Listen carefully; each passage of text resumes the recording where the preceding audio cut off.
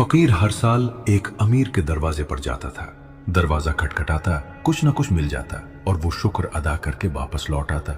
यही मामूल बन चुका था। एक दिन वो हस्बे आदत आया, दरवाजा खटखटाया, मगर इस बार अंदर से अमीर की बीवी की आवाज आई, आज वो सो रहे हैं, तुम कल आ जाना। फकीर खामोशी से लौट गया, मगर उसके दिल में एक अजीब सी बात अटक गई। वो चलते चलते सोचने लगा, मैं किसके दर पर आता रहा? एक ऐसे के पास जो सो जाता है, जिस तक मेरी आवाज भी ना पहुंचे। इसी लम्हे उसके दिल में एक नया ख्याल पैदा हुआ, आज मैं उसके पास जाऊंगा जो कभी नहीं सोता। वो सीधा मस्जिद की तरफ चल पड़ा। मस्जिद में दाखिल हुआ तो दिल में वो अजब सुकून था।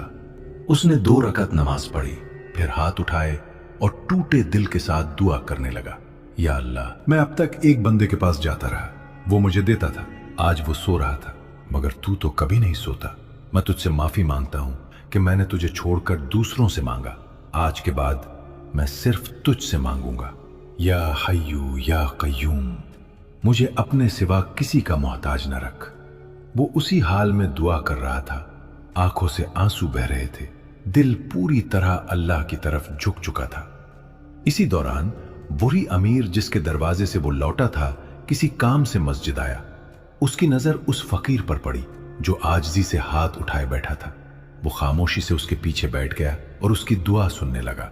फकीर की बातों में सच्चाई थी, दिल में खुलूस था। अमीर का दिल हिल गया। उसी वक्त उसने एक कागज निकाला और उस पर अपनी आधी दौलत लिख दी। वो खामोशी से इंतजार करता रहा। जब फकीर ने दुआ खत्म की और हाथ नीचे किए तो अमीर ने वो कागज उसके हाथ में दे दिया। फकीर हैरान रह गया, ये क्या है?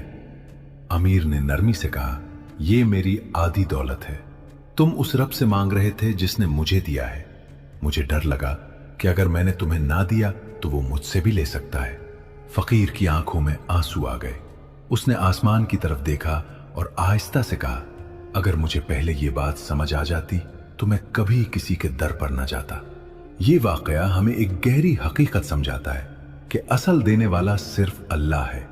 जब इंसान दिल से उसी की तरफ लौट आता है तो वो ऐसे दरवाजे खोल देता है जिनका इंसान तसव्वुर भी नहीं कर सकता। अल्लाहुम्मा मालिकल मुल्क तुअतिल मुल्क मन तशा व तंज़िउल मुल्क मिम्मन तशा व तुइज़्ज़ु मन तशा व तुज़िल्लु मन तशा बियदिकल खैर इन्नका अला कुल्लि शैइन कदीर।